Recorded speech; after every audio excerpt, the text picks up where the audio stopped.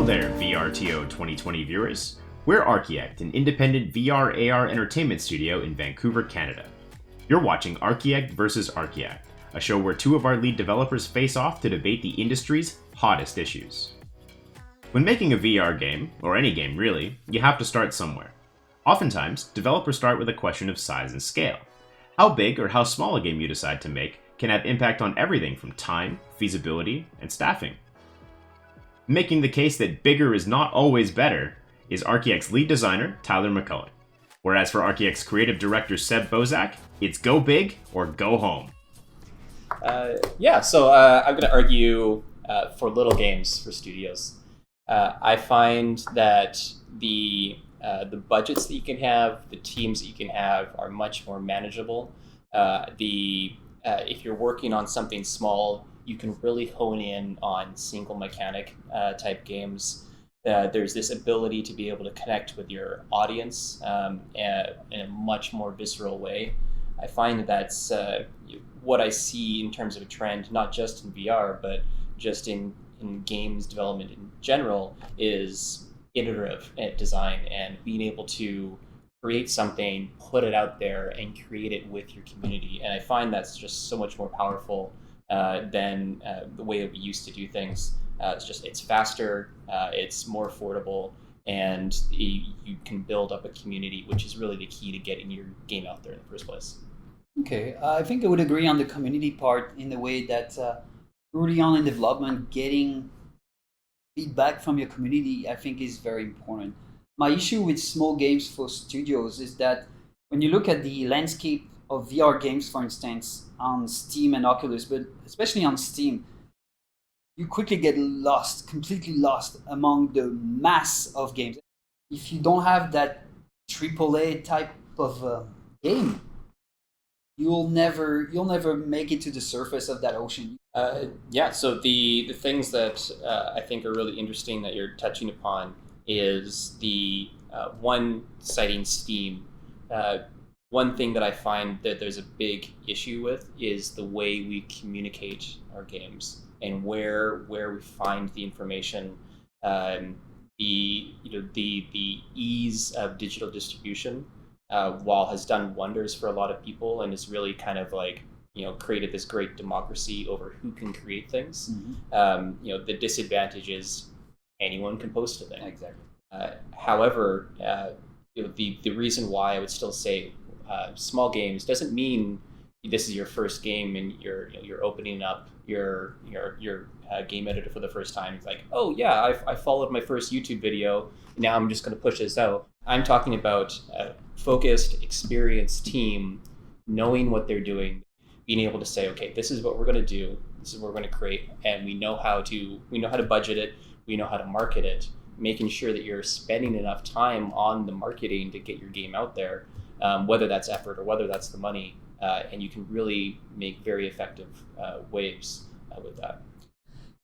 I'm still wondering if making those big games will bring you the success that you're trying to get. And success, how do you measure the success? Is it profitable for the studio, or is it just now people know who you are and hopefully you'll get money from investors, again, from Oculus, so you'll be the next one in line to make the next big AAA game on VR.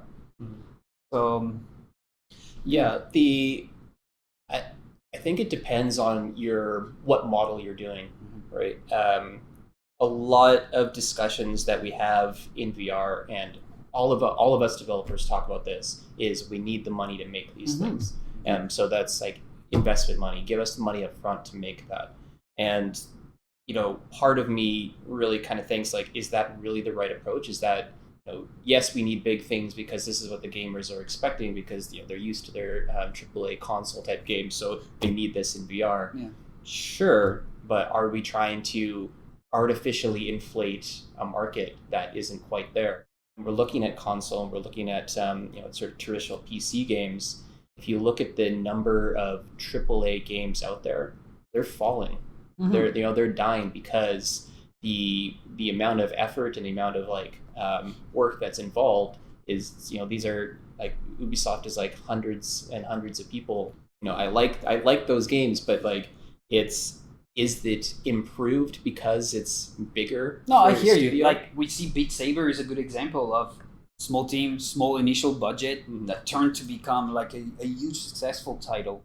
Is this game not an anomaly in the grand scheme of VR titles nowadays? But the idea is that what I'm questioning is if you are constantly being known for releasing small titles every 2 or 3 months, let's say, is it gonna help your studio eventually become like a long-term studio development studio, or do you need to rely on this big one shot that everybody's gonna be talking about for hopefully a couple of months? Hopefully, it's easy to read in the press how Half-Life Alyx is the title that everybody's been waiting for. And when I say everybody's been waiting for, if you've been in VR for a while, you didn't wait for Alex to care about VR, right? Don't get me wrong. But I'm talking about bringing new audiences, helping sell more platforms, okay, more headset, but also eventually getting the interest of the non-VR users, non-VR gamers to be, so VR is not just that niche thing that I've been hearing for like 10 years, but that would never pop, like, do you need this kind of game to actually say, hey, we too can actually do those huge games that can sell maybe above 1 million copies nowadays, I do think it takes this kind of games to help at least the VR industry become something that we don't even call it niche or mainstream. It's just a regular platform that you should have or you should be playing, just like console or PCs.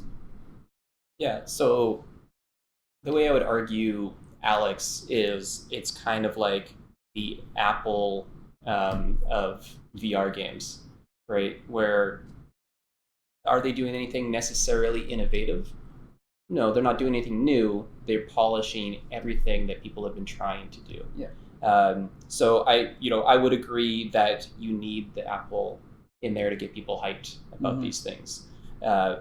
However, not everyone can be the big conglomerate company, right? So there needs to be some way that you can have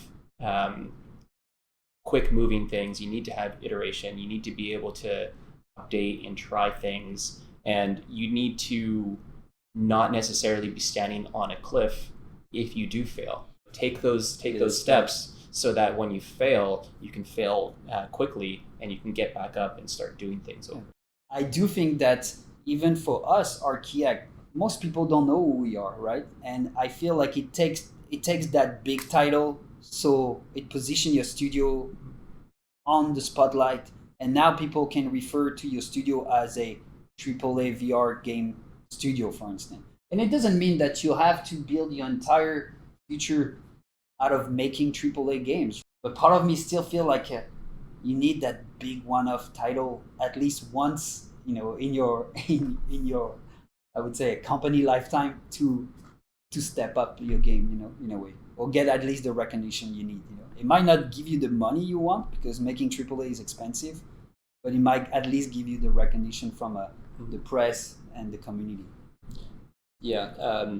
With my last kind of statement would be, you were talking about the recognition, and you were talking before about success and what is success. Yeah, exactly. And I think that's a great thing to also consider when talking about these things, because your finances are one part, but success can be defined so many ways. Exactly. Do you get critical press reception? Does it mean you have a strong community? There's really, really amazing VR titles that all they do is they go to Tribeca and they go to Sundance. They get tons of awards for these things. Does anybody ever see these things? Not really. But to be fair, Oculus is starting to release some of these things on their platform, which is to me really exciting. Yeah, that's great. But there's so many different avenues I find still in VR. But for even to go big later, go small first. Try dip your toe in those things to feel what works for you. And that's all the time we have for today. Whose argument fits you just right? Seb's or Tyler's? Tweet us about it at Archiact VR or at VR Toronto, and continue the discussion in the VRTO Discord. Thanks, and we'll see you next week.